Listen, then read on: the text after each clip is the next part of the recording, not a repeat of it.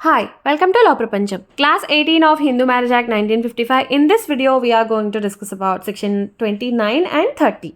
The end card for this act andi section 29 savings. ఈ act రాకముందు ఏవైతే marriages జరుగున్నాయో different పద్ధతుల ద్వారా అవన్నీ కూడా వ్యాలిడ్ మ్యారేజెస్ కిందే కన్సిడర్ చేయాలి.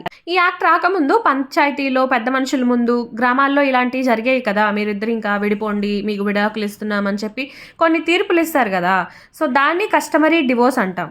వాటిని కన్సిడర్ చేస్తుంది. ఈ యాక్ట్ రాకముందు జరిగాయి కాబట్టి వాటన్నిటిని కూడా సేవ్ చేస్తుంది. ఈ యాక్ట్ రాకముందు ఆల్రెడీ ప్రొసీడింగ్స్ లో ఉంటాయి కదా కేసెస్, అవన్నీ కూడా టర్మినేట్ అవ్వవు. అవి ఏ కేసెస్ ఏ యాక్ట్ ప్రకారంగా ప్రొసీడింగ్స్ జరుగుతున్నాయో అదే యాక్ట్ ప్రకారంగా ప్రొసీడింగ్స్ అయితే కంటిన్యూ అవుతాయి. స్పెషల్ మ్యారేజ్ యాక్ట్ కింద ఏవైనా ప్రొసీడింగ్స్ నడుస్తున్నాయి అనుకోండి, దాంట్లో హెచ్ఎంఏ అంటే హిందూ మ్యారేజ్ యాక్ట్ అనేది ఇంటర్ఫీర్ అవ్వదు. స్పెషల్ మ్యారేజ్ యాక్ట్ ద్వారానే ఆ ప్రొసీడింగ్స్ అనేవి జరుగుతాయి, కంటిన్యూ అవుతాయి.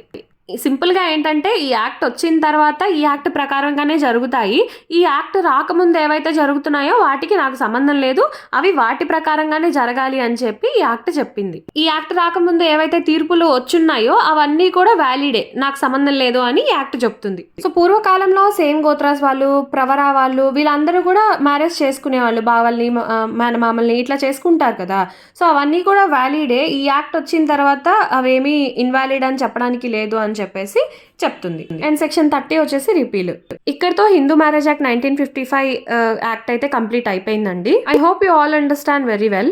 మీకు డౌట్స్ ఏమైనా ఉంటే కమెంట్స్ లో చెప్పండి. నెక్స్ట్ ఏ సబ్జెక్ట్ ఎక్స్ప్లెనేషన్ కావాలనుకుంటున్నారో కూడా కమెంట్ చేయండి. కమ్యూనిటీ ట్యాబ్ లో పెట్టే పోల్ కి మీ ఒపీనియన్ ని కూడా చెప్పండి, so that next A subject explain చేయాలనేది డిసైడ్ అవ్వచ్చు. And that's all about the Hindu marriage act 1955 in Telugu.